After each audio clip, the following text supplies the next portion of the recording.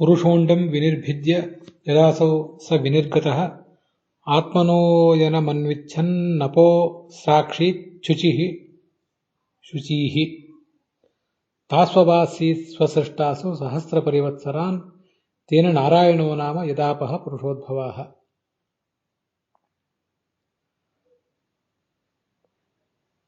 ಅಥಾದ್ಯ ಭಗವತಃ ನಾರಾಯಣಸ್ಯ ನಾರಾಯಣ ಶಬ್ದಸ್ಯ ವಾಚಕಸ್ಯ ಅರ್ಥವರ್ಣನ ಪರೌ ದ್ವೌ ಶ್ಲೋಕೌ ಅದ್ಯ ಶ್ರೂಯೇತೆ. ಪುರುಷನಾಮ ಅಯಂ ವಿಷ್ಣುಃ ಬ್ರಹ್ಮಾಂಡಂ ಪ್ರವಿಶ್ಯ ತಚ್ಚ ಅಂಡಂ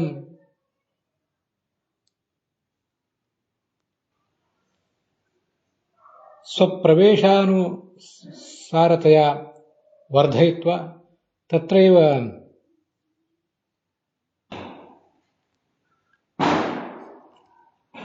ಅಭಿವ್ಯಾನಂಜ ಅಪಿ ಚ ತತ್ರ ಉದಕಮಪಿ ಸಸರ್ಜ. ತಸ್ಮಿನ್ನೇವ ಉದಕೆ ಸಹಸ್ರಪರಿವತ್ಸರಾನ್ ಯಾವತ್ ಅಯಂ ಉವಾಸ. ನಾಶರಹಿತೇನ ಭಗವತಾ ಯತ ಉತ್ಪನ್ನಾಃ ಇಮಾಃ ಆಪಃ ತೇನ ತಾಃ ನಾರಾಃ ಇತಿ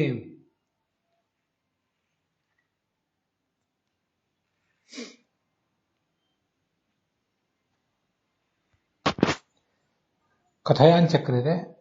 ಅಯಮಪಿ ತತ್ರ ಶಯಾನತ್ವಾತ್ ನಾರಾಯಣ ಇತ್ಯೇವ ಕಥಯಾಂಚಕ್ರೆ. ನಾರಾಯಣ ಎಂಬ ಶಬ್ದದ ಅರ್ಥವನ್ನು ವಿವರಣೆ ಮಾಡುವಂತಹ ಒಂದೆರಡು ಶ್ಲೋಕಗಳನ್ನು ನಾವಿವತ್ತು ನೋಡಬೇಕಾಗಿದೆ. ಭಾಗವತದ 2ನೇ ಸ್ಕಂದದ 10ನೇ ಅಧ್ಯಾಯದ 10 ಮತ್ತು 11ನೇ ಶ್ಲೋಕಗಳು. ಬ್ರಹ್ಮಾಂಡದೊಳಗೆ ಪ್ರವೇಶ ಮಾಡಿದ ಈ ಪುರುಷನಾಮಕನಾದ ವಿಷ್ಣು ಆ ಅಂಡವನ್ನ ಬೆಳೆಸಿದ. ತನ್ನ ಗಾತ್ರಕ್ಕೆ ತಕ್ಕಂತೆ ಅದನ್ನು ಹಿಗ್ಗಿಸಿಕೊಂಡ. ಅದರೊಳಗೆ ವ್ಯಕ್ತನಾದ. ಮುಂದೆ ಅದರಲ್ಲಿ ನೀರನ್ನು ಸೃಷ್ಟಿಸಿದ.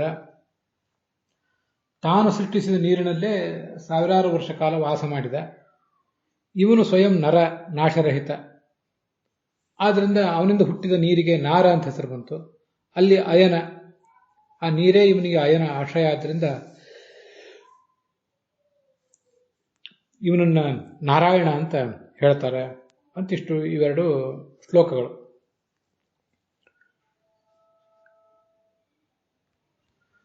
ಪುರುಷ ಅಂತ ಭಾಗವತದಲ್ಲಿ ಶ್ಲೋಕ ಇದೆಯಲ್ಲ, ಪುರುಷ ಎಂಬ ಶಬ್ದಕ್ಕೆ ಚತುರ್ಮುಖ ಬ್ರಹ್ಮ ಅಂತ ಅರ್ಥ ಮಾಡ್ತಾರೆ ಕೆಲವರು. ಚತುರ್ಮುಖ ಬ್ರಹ್ಮರೂಪನಾದ ಪರಮಾತ್ಮ ಅಂತ ಅರ್ಥವನ್ನ ವೀರರಾಗವರು ಹೇಳ್ತಾರೆ.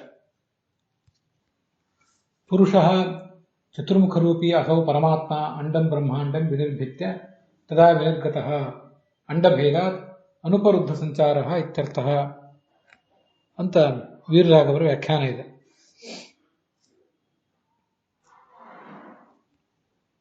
ಈ ಎಲ್ಲ ವ್ಯಾಖ್ಯಾನಗಳಿಗೆ ಉತ್ತರ ರೂಪವಾಗಿ ಸ್ಪಷ್ಟವಾದ ಅರ್ಥವನ್ನು ವಿವರಿಸುವಂತಹ ನಾರಾಯಣಾಧ್ಯಾತ್ಮ ಅನ್ನೋ ಗ್ರಂಥವನ್ನು ಆಚಾರ್ಯರಲ್ಲಿ ಉದ್ಧರಿಸ್ತಾರೆ. ಹಾಗೆ ನಾರಾಯಣ ಎಂಬ ಶಬ್ದದ ಅರ್ಥ ಏನು ಕೂಡ ಅನ್ನೋದು ಅಲ್ಲಿಯೇ ಗೊತ್ತಾಗ್ತದೆ ನಮಗೆ. ವಿನಿರ್ಗತಃ ಅಂದರೆ ಪ್ರಕಾಶಿತಃ ಅಂತ ಅರ್ಥ. ಅಂಡಂ ಪ್ರವಿಷ್ಟೋ ಯೋ ವಿಷ್ಣು ಸೋಂಡಂ ಭಿತ್ವಾ ಪ್ರಕಾಶಿತಃ ಸೋಪೋ ಸೃಜತ್ತತೋ ನಾರಾಹ ನರೋ ನಾಶಾತ್ ಪರೋಯತಃ ಅಂತ ಆ ನಾರಾಯಣಾಧ್ಯಾತ್ಮದ ಶ್ಲೋಕ. ಅಲ್ಲಿ ವಿನಿರ್ಗತ್ಯ ಅಂದರೆ ಬ್ರಹ್ಮಾಂಡದಿಂದ ಹೊರಗೆ ಬಂದ ಅಂತ ಅರ್ಥ ಅಲ್ಲ. ಬ್ರಹ್ಮಾಂಡದ ಒಳಗೆ ವಿನಿರ್ಗತ ಅಂದರೆ ಪ್ರಕಾಶಿತನಾದ ಅಂತ ಅದರ ತಾತ್ಪರ್ಯ. ಅಲ್ಲಿ ಅಂಡಂ ಭಿತ್ವಾ ಪ್ರಕಾಶಿತ ಅಂದರೆ ಆ ಬ್ರಹ್ಮಾಂಡವನ್ನ ಪ್ರವೇಶಿಸಿ ಅದರೊಳಗೆ ಪ್ರಕಾಶಿತನಾದ. ಅದನ್ನು ಭೇದಿಸಿ ಹೊರಗೆ ಬರುವುದು ಅಂತ ಅರ್ಥ ಅಲ್ಲ, ಅದರ ಒಳಹೊಕ್ಕು ಪ್ರವಿಷ್ಟನಾದ ಅಂತ.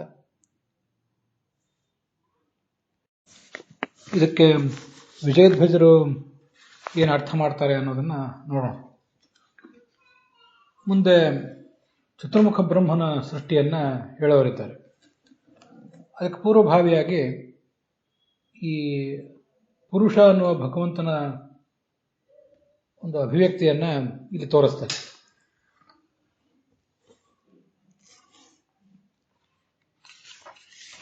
ಈ ಪರಮಾತ್ಮ ಪುರುಷ ಅಂಡಂ ವಿನಿರ್ಭಿತ್ಯ ಅಂತ ಹೀಗಿದೆ. ಅಲ್ಲಿ ತಾನೇನು ಬ್ರಹ್ಮಾಂಡವನ್ನು ಸೃಷ್ಟಿ ಮಾಡಿದ್ದ ಅದನ್ನ ಭೇದಿಸಿ ಒಳಗೆ ವ್ಯಕ್ತನಾದ. ಸೃಷ್ಟೈಹಿ ತತ್ವೈಹಿ ಸಹ ಅಂತಿದೆ, ಅದು ಅಲ್ಲಿ ಕಾಣಿಸೋದಿಲ್ಲ, ಶ್ಲೋಕದಲ್ಲಿ ಏನು ಕಾಣಿಸೋದಿಲ್ಲ, ಅದು ಗಮನದಲ್ಲಿದ್ದರೆ ಸಾಕು. ಪುರುಷಾಭಿಜಯೇವ ಪ್ರಾದುರಭೂತ್, ಒಳಗೆ ಪುರುಷ ಎಂಬ ಹೆಸರಿನಿಂದ ಅಲ್ಲಿ ವ್ಯಕ್ತನಾದ. ಅವನು ತನ್ನ ಇನ್ನೊಂದು ರೂಪದಿಂದ ಶೇಷಶಯನದ ಮೇಲೆ ಮಲಗಬೇಕಾಗಿದೆ. ಆ ಶೇಷಶಯನದ ಮೇಲೆ ಮಲಗಬೇಕು ಅಂತ ಆದರೆ ಅದಕ್ಕೆ ನೀರು ಬೇಕು. ಅನ್ವಿಚ್ಛನ್ನ ನಿತ್ಯ ಶುಚಿ, ಸ್ವಯಂ ಅವನು ಶುದ್ಧನೇ, ಅಂಥವನು ತನಗೂ ಆಶ್ರಯ ಕೊಡಬಲ್ಲಂತಹ, ತನಗೊಂದು ನೆಲೆ ಒದಗಿಸಬಲ್ಲಂತಹ ಶುದ್ಧವಾದ ನೀರನ್ನು ಸೃಷ್ಟಿ ಮಾಡಿದ. ಸ್ವಪೂಜಾ ಸಾಧನ ಯೋಗ್ಯ ಆಪಹ ಅಸ್ರಾಕ್ಷಿ, ತನಗೆ ಪೂಜೆಗೆ ಸಾಧನವಾದ ನೀರನ್ನು ಸೃಷ್ಟಿ ಮಾಡಿದ ಅಂತ ಅದರ ಅರ್ಥ ಬರೀತಾರೆ ವಿಜಯಧ್ವಜರು. ಶ್ಲೋಕದಲ್ಲಿ ಆ ನೀರಿನ ಮೇಲೆ ಅವನು ಶೇಷಶಯನದಲ್ಲಿ ಮಲಗಬೇಕಾಗಿದೆ ಅನ್ನುವ ವಿಷಯ ಬಂದಿಲ್ಲ ಅನ್ನೋದು ಗಮನದಲ್ಲಿದ್ದರೆ ಸಾಕು. ಅದನ್ನು ವಿಜಯಧ್ವಜರು ಹೇಳಿದ್ದಾರೆ ಅಷ್ಟೇ. ಇಲ್ಲಿ ಯಾವುದನ್ನ ಇಟ್ಕೋಬೇಕು ಯಾವುದನ್ನ ಇಟ್ಕೋಬಾರ್ದು ಅನ್ನೋದ್ರ ಬಗ್ಗೆ ಗೊಂದಲ ಆಗ್ತದೆ, ಅದಕ್ಕಾಗಿ ಹೇಳಿದ್ದೀನಿ ಈ ಥರ. ಮತ್ತೆ ಶುಚಿಯಾದ ನೀರನ್ನು ಸೃಷ್ಟಿ ಮಾಡಿದ ಅಂದರೆ ಅದು ತನಗೆ ಪೂಜಾ ಸಾಧನವಾದ ನೀರನ್ನು ಸೃಷ್ಟಿ ಮಾಡಿದ. ಸರಿ, ಅದು ಪೂಜಾ ಸಾಧನ ಅನ್ನೋದು ಕೂಡ ಶ್ಲೋಕದಲ್ಲಿ ಬಂದದ್ದಲ್ಲ, ಭಾಗವತದಲ್ಲೂ ಬರಲಿಲ್ಲ, ಭಾಗವತ ತಾತ್ಪರ್ಯದಲ್ಲೂ ಬರಲಿಲ್ಲ. ಇದಿಷ್ಟು ವಿಜಯಧ್ವಜರು ಹೇಳಿದ ಅರ್ಥ ಆಯಿತು. ಯಾದವಾರರು ಏನು ಹೇಳ್ತಾರೆ ಅನ್ನೋದನ್ನು ಈಗ ನೋಡೋಣ. ಸಹ ಅಂಡಂ ಪ್ರವಿಷ್ಟ ವಿಷ್ಣು, ಆ ಬ್ರಹ್ಮಾಂಡವನ್ನು ಪ್ರವೇಶ ಮಾಡಿದ ವಿಷ್ಣು ಅಂಡಂ ಭಿತ್ವ ಅಂತ ಹೀಗಲ್ಲಿ ಶ್ಲೋಕ ಇದೆ. ಅಂಡವನ್ನು ಪ್ರವೇಶ ಮಾಡಿದ ವಿಷ್ಣು ಅಂಡವನ್ನ ಭಿತ್ವ ಪ್ರಕಾಶಿತ ಅಂತ. ಈಗ ಮೊದಲೊಂದು ಬಾರಿ ಪ್ರವೇಶ ಮಾಡಿದ ಅಂತ ಬಂತು, ಆಮೇಲೆ ಭಿತ್ವ ಅಂತ ಬಂತು. ಈ ಭಿತ್ವ ಅನ್ನೋದಕ್ಕೆ ಏನು ಅರ್ಥ ಮಾಡಬೇಕು? ಭಿತ್ವ ಅನ್ನೋದಕ್ಕೆ ಸ್ವಶರೀರ ಪರಿಮಿತ ಅವಕಾಶವತ್ ಕೃತ್ವ ಅಂತ ಹೀಗೆ ಅರ್ಥ ಬರೀತಾರೆ ಯಾದವಾರರು. ಒಳಗೆ ಪ್ರವೇಶ ಮಾಡಿದ, ಆಮೇಲೆ ಆ ಬ್ರಹ್ಮಾಂಡವನ್ನು ಹಿಗ್ಗಿಸಿದ, ಬೆಳೆಸಿದ ಅಂತ. ಆ ಯಾದವಾರರು ಹೇಳಿದ ವ್ಯಾಖ್ಯಾನಕ್ಕನುಸಾರವಾಗಿ ಪುರಾಣಿಕಾಚಾರ್ಯರು ಮೊದಲಾದವರು ಅದನ್ನ ಅನುವಾದಿಸಿದ್ದಾರೆ. ಅಂಡವನ್ನು ತನಗೆ ಬೇಕಾದ ಗಾತ್ರಕ್ಕೆ ಬೆಳೆಸಿಕೊಂಡು ಅಂತ. ಭಿತ್ವ ಅನ್ನೋದಕ್ಕೆ ಹಾಗೆ ಬೆಳೆಸಿ ಅಂತ ಅರ್ಥ ಬರೋದು ಕಷ್ಟ. ಭಿದು ಧಾತುವಿಗೆ ಬೆಳೆಯುವುದು ಅಂತ ಅರ್ಥವೂ ಇಲ್ಲ. ಭಿತ್ವ ಅನ್ನುವುದಕ್ಕೆ ಅದು ಅಣಿಜಂತವಾದ ಆ ಶಬ್ದಕ್ಕೆ ಅಂತರ್ನೀತ ನಿಚ್ ಪ್ರತ್ಯಯ ಇಲ್ಲ, ಅದರ ನಿಚ್ ಪ್ರತ್ಯಯದ ಅರ್ಥ ಇದೆ ಅಂತ ಕೆಲವು ಕಡೆ ಹೇಳ್ತಿರ್ತಾರೆ ಆಚಾರ್ಯ. ಅಂಥ ಒಂದು ಪ್ರಸಂಗವನ್ನು ಇಟ್ಕೊಂಡು ಭಿತ್ವ ಅನ್ನೋದಕ್ಕೆ ಬೆಳೆದು ಅನ್ನುವ ಶಬ್ದಕ್ಕೆ ಬೆಳೆಸಿ ಅಂತ ಅರ್ಥ ಮಾಡಬೇಕಾಗ್ತದೆ. ಮೂಲಭೂತವಾಗಿಯೇ ಭಿತ್ವ ಭಿನ್ನತ್ತಿ ಅಂದ್ರೆ ಬೆಳೀತಾನೆ ಅಂತ ಅರ್ಥ ಅಲ್ಲ. ಇನ್ನು ಭಿತ್ವ ಅಂತ ಅನ್ನೋದಕ್ಕೆ ಬೆಳೆಸಿ ಅಂತ ಅರ್ಥ ಆಗೋದಿಲ್ಲ, ಬೆಳೆದು ಅಂತ ಅರ್ಥ ಆಗ್ತದೆ. ಇವು ಸಮಸ್ಯೆ. ಹೀಗೆ ಈ ಯಾದವಾರ್ಯರ ವ್ಯಾಖ್ಯಾನದಲ್ಲಿ ಸಮಾಧಾನ ಕಾಣೋದಿಲ್ಲ ನಮಗೆ. ಅದಕ್ಕಾಗಿ ಅದನ್ನ ಬೇರೆ ರೀತಿಯಿಂದ ಭಗವತ್ ತಾತ್ಪರ್ಯಕ್ಕೆ ದೀಪಿಕಾ ಅಂತ ಏನು ವ್ಯಾಖ್ಯಾನ ಇದೆ ಅದಕ್ಕನುಗುಣವಾಗಿ ಮಾಡುವುದು ಒಳ್ಳೆಯದು. ದೀಪಿಕಾ ವ್ಯಾಖ್ಯಾನದಲ್ಲಿ ಏನಿದೆ ಅನ್ನೋದನ್ನು ಗಮನಿಸೋಣ. ಮತ್ತೆ ಆ ಭಾಗವತ ಶ್ಲೋಕಕ್ಕೆ ಏನು ಅರ್ಥ ಅನ್ನೋದನ್ನು ನೋಡಬೇಕು, ಹಾಗೆ ಭಾಗವತ ತಾತ್ಪರ್ಯದ ಶ್ಲೋಕಕ್ಕೆ ಏನು ಅರ್ಥ ಅನ್ನೋದನ್ನು ನೋಡಬೇಕು. ಭಾಗವತ ತಾತ್ಪರ್ಯದಲ್ಲಿ ಅಂಡಂ ಪ್ರವಿಷ್ಟೋ ಯೋ ವಿಷ್ಣು ಸಹ ಅಂಡಂ ಭಿತ್ವ ಪ್ರಕಾಶಿತ ಸೋಪೋ ಸೃಜತ್ ತಥೋ ನಾರಾಹ ನರೋ ನಾಶಾತ್ ತಥೋ ಪರೋ ಯತಃ ಅಂತ ಏನು ಶ್ಲೋಕ ಇದೆ. ಅಲ್ಲಿ ಈ ಯಾದವಾರ್ಯರು ಅಂಡಂ ಭಿತ್ವ ಅಂದರೆ ಅಂಡವನ್ನು ಬೆಳೆಸಿ ಅಂತ ಅರ್ಥ ಮಾಡಿದಾರಲ್ಲ, ಯಾಕೆ ಹಾಗೆ ಅರ್ಥ ಮಾಡಿದ್ದಾರೆ ಅಂದರೆ ಅಂಡಂ ಪ್ರವಿಷ್ಟ ಒಂದು ಬಾರಿ ಮೊದಲೊಂದು ಕಡೆ ಪೂರ್ವಾರ್ಧದ ಮೊದಲ ಪಾದದಲ್ಲಿ ಅಂಡಂ ಪ್ರವಿಷ್ಟ ಅಂತಿದೆ, ಅಂಡವನ್ನು ಪ್ರವೇಶ ಮಾಡಿ ಅಂತ. ಪ್ರವೇಶ ಮಾಡಿ ಅಂತ ಹೇಳಿದ ಮೇಲೆ ಮತ್ತೆ ಅಂಡಂ ಭೂತ್ವ ಅಂಡವನ್ನು ಭೇದಿಸಿಕೊಂಡು ಒಳಗೆ ಪ್ರಕಾಶ ಆಗುವುದಾಗೆ, ಪ್ರಕಾಶಿತ ಆಗುವುದು ಹೇಗೆ, ವ್ಯಕ್ತ ಆಗುವುದು ಹೇಗೆ ಅಂತ ಈಗ ಪ್ರಶ್ನೆ ಬರ್ತದೆ. ಒಂದ್ಸರಿ ಪ್ರವೇಶ ಮಾಡಿದ ಮೇಲೆ ಮತ್ತೊಂದ್ಸರಿ ಭಿತ್ವ ಹೇಗೆ ಅಂತ. ಅದಕ್ಕೆ ಯಾದವಾರ್ಯರು ಪ್ರವಿಷ್ಟ ಅಂದರೆ ಪ್ರವೇಶ ಮಾಡಿ, ಎಂಟರ್ ಆಗುವುದು ಅಂತ ಅರ್ಥ. ಭಿತ್ವ ಅಂದರೆ ಅದನ್ನು ಬೆಳೆಸುವುದು, ಹಿಗ್ಗಿಸುವುದು ಅಂತ ಅರ್ಥ. ಹೀಗೆ ಮಾಡಿದಂತೆ ಕಾಣಿಸ್ತದೆ. ಆದರೆ ಆ ಭಿತ್ವ ಅನ್ನೋದಕ್ಕೆ ಅನಂತ ತೀರ್ಥರು, ಯಾದವೇಂದ್ರ ತೀರ್ಥರು ಮೊದಲಾದವರು ಯಾರೂ ಹಾಗೆ ಮಾಡಲಿಲ್ಲ. ಗೋವಿಂದಾಚಾರ್ಯರು ಇದ್ರ ಬಗ್ಗೆ ಏನು ಹೆಚ್ಚಿಂದ ಹೇಳಲಿಲ್ಲ. ವಿಜಯಧ್ವಜ ತೀರ್ಥರು ಕೂಡ ಇಲ್ಲಿ ಹೆಚ್ಚಿನ ವಿಷಯಗಳನ್ನೇನು ತಿಳಿಸಿಲ್ಲ. ಅವರ ವ್ಯಾಖ್ಯಾನದಲ್ಲಿ ವಿನಿರ್ಭಿದ್ಯ ಅಂದರೆ ವಿಭಜ್ಯ ಅಂತ ಇಷ್ಟು ಕಾಣಿಸ್ತದೆ. ಅದನ್ನು ಈಗ ವಿಮರ್ಶೆಗೆ ಒಳಪಡಿಸೋಣ. ನಮಗೆ ಕಣ್ಮುಂದಿರುವ ಸವಾಲುಗಳು ಎರಡು. ಒಂದು ಭಾಗವತದ ಶ್ಲೋಕಕ್ಕೆ ವ್ಯಾಖ್ಯಾನ ಹೇಳುವುದು, ಇನ್ನೊಂದು ಭಾಗವತ ತಾತ್ಪರ್ಯದ ಶ್ಲೋಕಕ್ಕೆ ವ್ಯಾಖ್ಯಾನ ಹೇಳುವುದು. ಅಲ್ಲಿ ವಿನಿರ್ಗತಃ ಅಂತಂದ್ರೆ ಪ್ರಕಾಶಿತಃ ಅಂತ ಅರ್ಥ. ಆಚಾರ್ಯ ಹೇಳಿದ್ದಾರೆ ಭಾಗವತದ ಶ್ಲೋಕದಲ್ಲಿ ಎರಡನೇ ಪಾದ ಏನಿದೆ ಅಲ್ಲಿ ವಿನಿರ್ಗತ ಅಂದರೆ ಪ್ರಕಾಶಿತ ಅಂತ ಅರ್ಥ. ವಿನಿರ್ಭಿದ್ಯ ಅಂದರೆ ಏನು? ಅದಕ್ಕೆ ವಿಜಯಧ್ವಜರು ವಿಭಜ್ಯ, ವಿಭಾಗಿಸಿ ಅಂತ ಅರ್ಥ ಹೇಳಿದ್ದಾರೆ. ಅದೇ ಶ್ಲೋಕಕ್ಕೆ, ಅದೇ ಭಾಗವತದ ವಿನಿರ್ಭಿದ್ಯ ಅನ್ನುವ ಶಬ್ದಕ್ಕೆ ಸ್ವಶರೀರ ಪರಿಮಿತ ಅವಕಾಶವತ್ಕೃತ್ವ ಅಂತ ಅರ್ಥ ಹೇಳಿದ್ದಾರೆ ಯಾದವಾರ್ಯರು. ಇಲ್ಲಿ ದೀಪಿಕಾ ವ್ಯಾಖ್ಯಾನವನ್ನು ಅನುಸರಿಸಿ ಹೀಗೆ ಅರ್ಥ ಮಾಡಬೇಕು ಅಂತ ಕಾಣಿಸ್ತದೆ.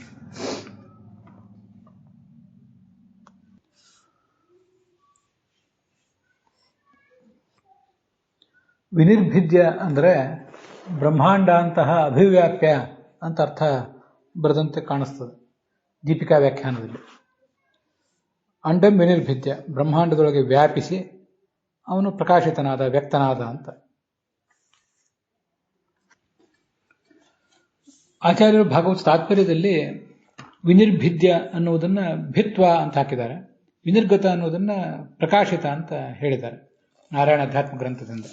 ವಿನಿರ್ಭಿದ್ಯ ಅಂತ ಭಾಗವತದಲ್ಲಿ ಲೆಪ್ರತ್ಯಂತವಾದ ಅವ್ಯಯ ಇದ್ದರೆ ಆಚಾರ್ಯರು ಅದನ್ನು ಭಿತ್ವ ಅಂತ ತ್ವಾಪ್ರತ್ಯಂತವಾದ ಅವ್ಯಯವನ್ನಾಗಿ ತಗೊಂಡಿದ್ದಾರೆ.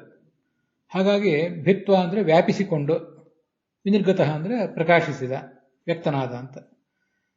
ಇದಿಷ್ಟು ಆ ಭಾಗವತದ ಎರಡು ಶ್ಲೋಕಗಳಿಗೆ ವಿನಿರ್ಭಿದ್ಯ ಮತ್ತು ವಿನಿರ್ಗತ ಅನ್ನೋದಕ್ಕೆ ಭಿತ್ವ ವ್ಯಾಪಿಸಿಕೊಂಡು, ಪ್ರಕಾಶಿತ ವ್ಯಕ್ತನಾದ ಅಂತ. ಭಾಗವತದ ಶ್ಲೋಕಗಳಿಗೆ ಅರ್ಥ ಗೊತ್ತಾಯಿತು. ವಿನಿರ್ಭಿದ್ಯ ವಿನಿರ್ಗತ ಈ ಎರಡು ಶಬ್ದದ ಅರ್ಥ ಗೊತ್ತಾಯಿತು. ಭಾಗವತ ತಾತ್ಪರ್ಯದಲ್ಲಿ ಅಂಡಂ ಪ್ರವಿಷ್ಟ ಯಹ ವಿಷ್ಣು ಅಂತಂದಿದೆಯಲ್ಲ, ಪ್ರವಿಷ್ಟ ಅನ್ನೋ ಶಬ್ದಕ್ಕೊಂದು ಅರ್ಥ ಹೇಳಬೇಕು. ಅದಾದಮೇಲೆ ಭಿತ್ವ ಮತ್ತು ಪ್ರಕಾಶಿತ ಅನ್ನೋ ಶಬ್ದನ ನಾವು ಗಮನಿಸಬೇಕು. ಭಾಗವತದಲ್ಲಿ ಈ ಪ್ರವಿಷ್ಟ ಅನ್ನೋ ಶಬ್ದ ಇಲ್ಲ, ಭಾಗವತ ತಾತ್ಪರ್ಯದಲ್ಲಿ ಮಾತ್ರ ಅದು ಬಂದಿದೆ. ಅಂಡಂ ಪ್ರವಿಷ್ಟ, ಅಂಡದೊಳಗೆ ಪ್ರವೇಶ ಮಾಡಿ. ಇದು ಭಾಗವತದಲ್ಲಿ ಇಲ್ಲದೇ ಇರುವುದನ್ನ ಭಾಗವತ ತಾತ್ಪರ್ಯದಲ್ಲಿ ಆಚಾರ್ಯ ಹೇಳಿದ್ದಾರೆ. ಮುಂದೆ ಆ ಅಂಡಂ ವಿನಿರ್ಭಿದ್ಯ ಅಂದರೆ ಭಿತ್ವ, ಪ್ರಕಾಶಿತ ವಿನಿರ್ಗತ ಅಂದರೆ ಪ್ರಕಾಶಿತ ಅಂತ ಅರ್ಥ. ಹೀಗೆ ಅದನ್ನು ತಿಳ್ಕೊಳ್ಬೇಕು. ಮೊದಲನೇದಕ್ಕೆ ಪ್ರವಿಷ್ಟ ಅಂದರೆ ಪ್ರಕಾಶಿಸಿದವನು, ಭಿತ್ವ ಅಂದರೆ ವ್ಯಾಪಿಸಿ, ವಿನಿರ್ಗತ ಅಂದರೆ ಪ್ರಕಾಶಿಸುವುದು. ಇಷ್ಟು ಅರ್ಥ ಇಟ್ಕೊಂಡ್ರೆ ಎಲ್ಲದಕ್ಕೂ ಸಮಾಧಾನ ಆಗ್ತದೆ ಅಂತ ಕಾಣಿಸ್ತದೆ. ದೀಪಿಕಾ ವ್ಯಾಖ್ಯಾನ ನೋಡಿ ಇಷ್ಟನ್ನು ಹೇಳಿದ್ದೀನಿ. ಇದಿಷ್ಟು ಅಂಡಂ ಪ್ರವಿಷ್ಟ ಅಂತದಿಷ್ಟು ಭಾಗವತ ತಾತ್ಪರ್ಯದಲ್ಲಿದೆ. ಅಂಡಂ ವಿನಿರ್ಭಿದ್ಯ ಅಂತ ಭಾಗವತದಲ್ಲಿದೆ. ಅದಕ್ಕೆ ಭಾಗವತ ತಾತ್ಪರ್ಯದಲ್ಲಿ ಆಚಾರ್ಯರು ಭಿತ್ವ ಅಂತ ಅರ್ಥ ಮಾಡಿದ್ದಾರೆ. ಅದಕ್ಕೆ ಅಭಿವ್ಯಾಪ್ಯ ಅಂತ ದೀಪಿಕಾದಲ್ಲಿ ಅರ್ಥ ಮಾಡಿದ್ದಾರೆ. ವಿನಿರ್ಗತ ಅನ್ನುವ ಭಾಗವತದ ಶ್ಲೋಕಕ್ಕೆ ಪ್ರಕಾಶಿತ ಅಂತ ಅರ್ಥವನ್ನು ಭಾಗವತ ತಾತ್ಪರ್ಯದಲ್ಲಿ ಇಟ್ಕೊಂಡಿದ್ದಾರೆ. ಇಷ್ಟು ನನ್ನ ಅನ್ವಯದ ಅರ್ಥ. ಅಂಡವನ್ನು ಹಿಗ್ಗಿಸಿ ಅನ್ನುವ ಅರ್ಥ ನನಗೆ ಸಮ್ಮತ ಅಲ್ಲ, ಇನ್ನು ನಿಮಗೆ ಬಿಟ್ಟದ್ದು. ಶುದ್ಧವಾದ ನೀರು ಅಂದ್ರೆ ತನ್ನ ಪೂಜೆಗೆ ಸಾಧನವಾದ ನೀರು ಅಂತ ಅರ್ಥ ಮಾಡಿದ್ದಾರೆ ಯಾದವಾರ್ಯರು. ಪೂಜೆಗೆ ಸಾಧನ ಆದ್ದರಿಂದ ಅದು ಶುದ್ಧ ಅಂತ. ಯಾದವಾರ್ಯರಲ್ಲ, ವಿಜಯಧ್ವಜರು. ಇದು ಶುದ್ಧ ಯಾಕೆ ಅನ್ನೋದ್ರ ಬಗ್ಗೆ ಗೋವಿಂದಾಚಾರ್ಯರು ಹೇಳ್ತಾರೆ. ಆವಾಗ ಇನ್ನೂ ಪಂಚಮಹಾಭೂತಗಳು ಉತ್ಪತ್ತಿ ಆಗಿಲ್ಲ. ಈಗ ನಾವು ಕುಡಿಯಲಿಕ್ಕೆ, ಸ್ನಾನಪಾನ ಮಾಡಲಿಕ್ಕೆ ಉಪಯೋಗ ಮಾಡುವ ನೀರೇನಿದೆ, ಇದು ಪಂಚಮಹಾಭೂತಗಳ ಮಿಶ್ರಣದಿಂದ ಹುಟ್ಟಿದ ನೀರಿದು. ಇದರಲ್ಲಿ ಬರೇ ಜಲದ ಅಂಶ ಇಲ್ಲ. ಪೃಥ್ವಿ, ಅಪು, ತೇಜಸ್ಸು, ವಾಯು, ಆಕಾಶ ಇತ್ಯಾದಿಗಳೆಲ್ಲವೂ ಸೇರಿಯೇ ನಾವು ಉಪಯೋಗ ಮಾಡುವಂತಹ ನೀರು. ನಾವು ಉಪಯೋಗ ಮಾಡುವಂತಹ ಭೂಮಿಯು ಕೂಡ ಹಾಗೇನೆ. ಮೂಲ ಪಂಚಮಹಾಭೂತಗಳು ಅಂತ ಬೇರೆನೇ ಇರ್ತವೆ. ಶುದ್ಧವಾದ ಪೃಥ್ವಿ, ಶುದ್ಧವಾದ ಜಲ, ಹೀಗೆಲ್ಲ. ಆದ್ದರಿಂದ ಇಲ್ಲಿ ಶುಚಿಹಿ ಆಪಹ ಅಂದ್ರೆ ಪಂಚಮಹಾಭೂತಗಳ ಮಿಶ್ರಣವಿಲ್ಲದ ನೀರು ಅಂತ ಅರ್ಥ ಮಾಡ್ತಾರೆ. ಸರಿ, ಆವಾಗಿನ್ನೂ ಪಂಚಮಹಾಭೂತಗಳ ಸೃಷ್ಟಿಯೇ ಆಗಿಲ್ಲ. ನೀರನ್ನು ಎಲ್ಲಿಂದ ಸೃಷ್ಟಿ ಮಾಡುವುದು ಅಂದ್ರೆ ಪ್ರಕೃತಿಯ ಸೂಕ್ಷ್ಮಾವಸ್ಥೆಯಲ್ಲಿರುವಂತಹ ಒಂದು ಪ್ರಕೃತಿಯ ಒಂದು ರೀತಿಯಾದ ವಿಕಾರ ಅಂತ ಅರ್ಥ ಮಾಡ್ತಾರೆ. ಅದು ಏನು ವಿಕಾರ ಅಂದ್ರೆ ಅನೇಕ ಸಂದರ್ಭದಲ್ಲಿ ಅಂತದನ್ನು ಹೇಳ್ತಾರೆ ಅವರು. ಪರಮಾಣುಗಳು ಬೇರೆ ಬೇರೆ ಕಡೆ ಹರಡಿ ಹೋಗಿರ್ತವೆ. ಅವೆಲ್ಲ ಒಟ್ಟಾದ್ರೆ ಅದೇ ಸೃಷ್ಟಿ. ಪರಮಾಣುಗಳು ಹರಡಿ ಹೋಗಿರ್ತವೆ ಬೇರೆ ಬೇರೆ ಕಡೆ. ಅವೆಲ್ಲ ಆ ಹರಡಿ ಹೋದ ಪರಮಾಣುಗಳನ್ನೇ ನೀರು ಅಂತ ಹೇಳೋದು. ಹರಡಿ ಹೋದ ಪರಮಾಣುಗಳು ಯಾವ ಥರ ಪರಮಾಣುಗಳು? ಜಲೀಯ ಪರಮಾಣುಗಳು ಅಂತ ಒಂದ್ಸರಿ ಹೇಳಲಿಕ್ಕೆ ಅವರು ಪ್ರಯತ್ನ ಪಟ್ಟಿದ್ದಾರೆ. ಜಲೀಯ ಪರಮಾಣುನ ಮತ್ತೆ ಯಾವುದೋ ಪರಮಾಣು ಅಂತ ಬೇರೆ ಹೇಳಿದ್ದಾರೆ. ಅದರಿಂದ ಅವ್ರ ಮಾತಿನಿಂದ ಅದು ಸ್ಪಷ್ಟ ಆಗೋದಿಲ್ಲ. ಮೂಲ ಸೃಷ್ಟಿಯಲ್ಲಿ ಪೃಥ್ವಿ ಪರಮಾಣು, ಜಲೀಯ ಪರಮಾಣು, ತೈಜಸ ಪರಮಾಣು, ವಾಯು ಪರಮಾಣು ಅಂತೆಲ್ಲ ಇದೆಯಾ? ಇದೆಲ್ಲ ತಾರ್ಕಿಕರ ವಾದ.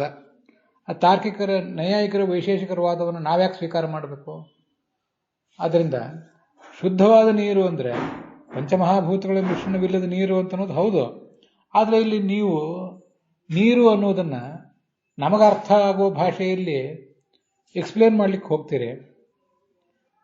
ಅದು ನಮಗ ಯಾವ ಭಾಷೆಯಿಂದಲೂ ಅರ್ಥ ಆಗೋದಿಲ್ಲ ಈಗ ನಾವಿರುವ ಸ್ಥಿತಿಯಲ್ಲಿ.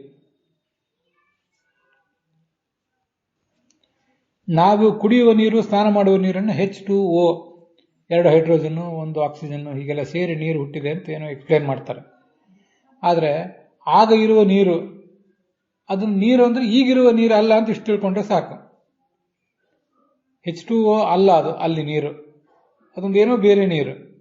ಹಾಗಾದ್ರೆ ಅದು ನೀರು ಅಂತ ಹೇಳ್ಬೇಕು ಯಾಕೆ? ಶಾಸ್ತ್ರ ಹೇಳಿದೆ ಅಷ್ಟೇ, ಹೇಳಿದನ್ನು ಒಪ್ಕೊಳ್ಬೇಕಷ್ಟೆ. ಈ ಥರದ ನೀರು ಅಲ್ಲ ಅಂತ ತಿಳ್ಕೊಳ್ಳೋದು ಯೋಗ್ಯ. ಆದ್ರೆ ಹೇಗೆ ನೀರು ಹಾಗಾದ್ರೆ ಅಂದ್ರೆ ಹೇಗೆ ಅನ್ನೋದನ್ನ ಯಾರಿಗೂ ಎಕ್ಸ್ಪ್ಲೇನ್ ಮಾಡ್ಲಿಕ್ಕೆ ಬರೋಲ್ಲ. ಅದು ವಿಷಯ. ಒಂದ್ ಕಡೆ ಮುಂದೆ ಭಾಗವತ ತಾತ್ಪರ್ಯದಲ್ಲಿ ಹೇಳ್ತಾರೆ. ಹಿಂದೆ ಅದನ್ನು ಬೇರೆ ಬೇರೆ ಸಂದರ್ಭದಲ್ಲಿ ನಾನೇ ತಮ್ಮೆಲ್ಲಾದ್ರೂ ಇಲ್ಲಿದ್ರಿಗೆ ಹಂಚಿಕೊಂಡಿದ್ದೆ. ಯತ್ರ ವಾಯುದ ಪದ್ಮೇನ ವಾಯುದ ಪದ್ಮಾದಿ ರೂಪೇಣ ಪ್ರಕೃತಿ ಸ್ಥಿತ ಅಂತ. ಆ ಪ್ರಳಯ ಕಾಲದಲ್ಲಿ ವಾಯು ಮತ್ತೆ ನೀರು ಹಾಗೆ ಪದ್ಮದ ರೂಪದಿಂದ ಲಕ್ಷ್ಮೀದೇವಿಯೇ ಇರ್ತಾಳೆ ಅಂತ. ಲಕ್ಷ್ಮೀದೇವಿಯ ಸ್ವರೂಪವಾದ ಚಿನ್ಮಯವಾದ ನೀರು ಅದು ಅಂತ ತಿಳ್ಕೊಳ್ಬಹುದು. ಹಾಗೊಂದು ಸಾಧ್ಯತೆ ಇದೆ. ಆದರೆ H2O ಅಲ್ಲ ಅಂತ ಹೇಳ್ಬೋದು. ಲಕ್ಷ್ಮೀಮಯವಾದ ನೀರೇ ಹೌದಾ ಅದು? ಮತ್ತೆ ಅದನ್ನು ಯಾವ ದೃಷ್ಟಿಯಿಂದ ನೀರು ಅನ್ಬೇಕು? ಅದು ಪ್ರಾಕೃತವಾದದ್ದ ಅಥವಾ ಲಕ್ಷ್ಮೀದೇವಿಯ ಮಯವಾದ ಚಿನ್ಮಯವಾದದ್ದ? ಅದನ್ನ ನಾವು ಸರಿಯಾಗಿ ತೀರ್ಮಾನಿಸುವುದು ಕಷ್ಟ. ಪ್ರಾಕೃತ ಅಂತಾನೆ ಅಂತಾರೆ ಗೋವಿಂದಾಚಾರ್ಯ. ಪ್ರಾಕೃತ ಅಂದ್ರೆ ಯಾವ್ದು? ಹಾಗಾದ್ರೆ ಜಲೀಯ ಪರಮಾಣುವ? ಯಾವ್ದರಿಂದ ಹುಟ್ಟಿದ್ದು? ಆ ಪರಮಾಣುಗಳೇ ಆ ಕಡೆ ಈ ಕಡೆ ಹಾರಾಡ್ತಾ ಇವೆ ಆಕಾಶದಲ್ಲಿ, ಅದನ್ನೇ ನೀರು ಅಂತಂತಾರೆ. ಹೀಗ್ಯಾಕೆ ಹೇಳಬೇಕು? ಆ ಕಡೆ ಈ ಕಡೆ ಅಸ್ತವ್ಯಸ್ತವಾಗಿ ಹಾರಾಡ್ತಿರುವ ಪರಮಾಣುಗಳನ್ನು ನೀರು ಅಂತ ಯಾಕೆ ಹೇಳಬೇಕು?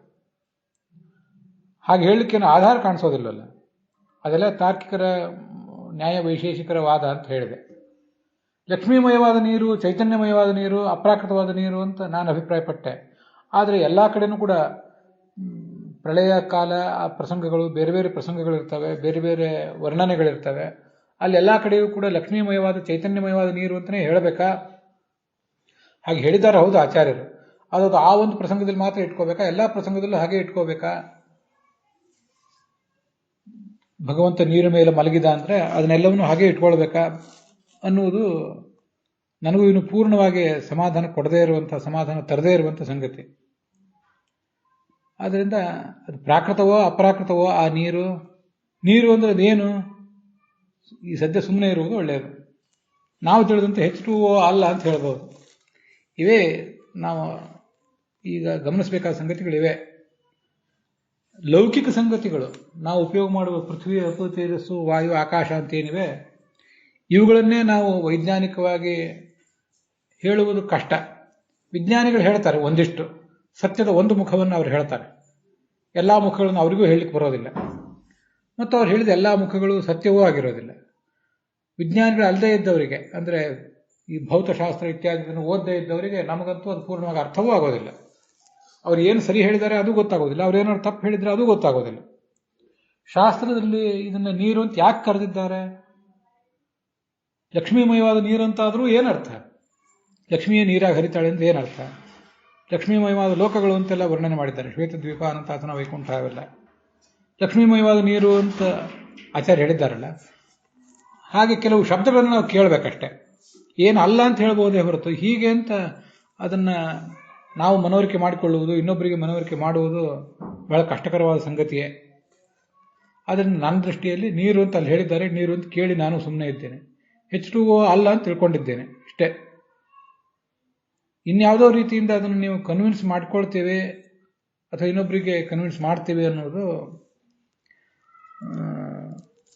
ಕೆಲವರಿಗೆ ಕನ್ವಿನ್ಸ್ ಆಗಬಹುದು, ನನ್ನಂಥವನಿಗೆ ಕನ್ವಿನ್ಸ್ ಆಗೋದಿಲ್ಲ. ನಿಮಗೆ ಅದು ಕನ್ವಿನ್ಸ್ ಆಗಿದ್ರೆ, ಆ ವಿವರಣೆ ನಿಮ್ಮನ್ನು ಅದು ಕನ್ವಿನ್ಸ್ಡ್ ಮಾಡಿದ್ರೆ ನೀವು ಒಪ್ಕೊಳ್ಬಹುದು. ನನಗೆ ಮಾಡಲಿಲ್ಲ.